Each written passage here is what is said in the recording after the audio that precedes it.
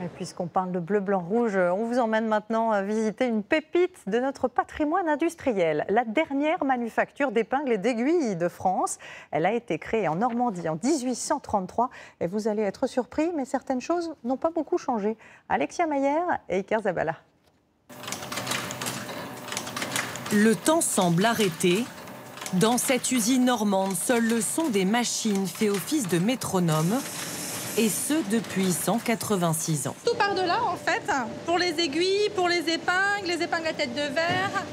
Ici, vous êtes en fait vraiment sur une bobine, en fait, avec de l'acier qui est très très fin. De l'acier carbone, une matière devenue rare.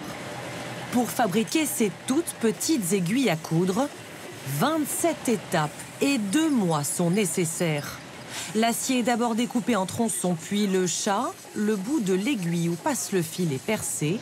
Allez, on continue les étapes. Puis travaillé et arrondi à la main.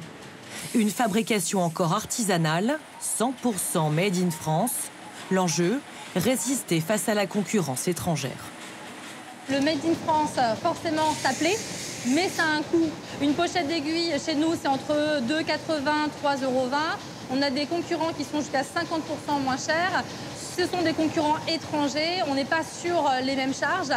Plusieurs dizaines de millions d'aiguilles et d'épingles sortent de ces ateliers chaque année. Elles passent toutes entre les mains de Victor de Souza. Il range impeccablement 40 000 aiguilles en 10 secondes. Presque un tour de passe-passe. Je garde mon secret quand même. C'est un savoir-faire. Un savoir-faire ancestral. Il lui a fallu 2 ans pour maîtriser ce geste mystérieux. Autrefois, 450 aiguillés et épingliers travaillaient ici. De cette époque, il reste les machines. Des vieilles dames parfois âgées de 200 ans. Les remplacer aujourd'hui coûterait trop cher. Alors quand elles tombent en panne, il faut savoir les réparer sans mode d'emploi et tout en douceur. Parfois, elles sont 2-3 à faire des caprices. Alors, si c'est une toute petite panne, les autres, ça va être une petite panne. Dès qu'il y a une grosse panne, les autres, ça va être une grosse panne. Je pense qu'elles arrivent à communiquer entre elles. Je peux vous dire que dès que c'est terminé et que vous voyez tourner la machine, vous restez 1 minute à côté et vous dites « formidable, ça tourne encore ». Elles tournent à leur rythme, loin des cadences modernes. Cette mercerie d'un autre temps fascine.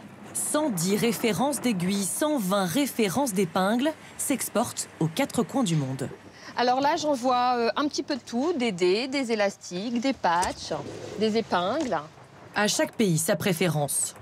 Pour les Américaines qui aiment le patchwork, on a des aiguilles beaucoup plus courtes. Pour les Coréennes qui aiment broder, on a des aiguilles à bourron. Et pour les maisons françaises, on a des aiguilles mode beaucoup plus longues. 37 pays où l'on pique, où l'on coud et où l'on brode, grâce au savoir-faire français.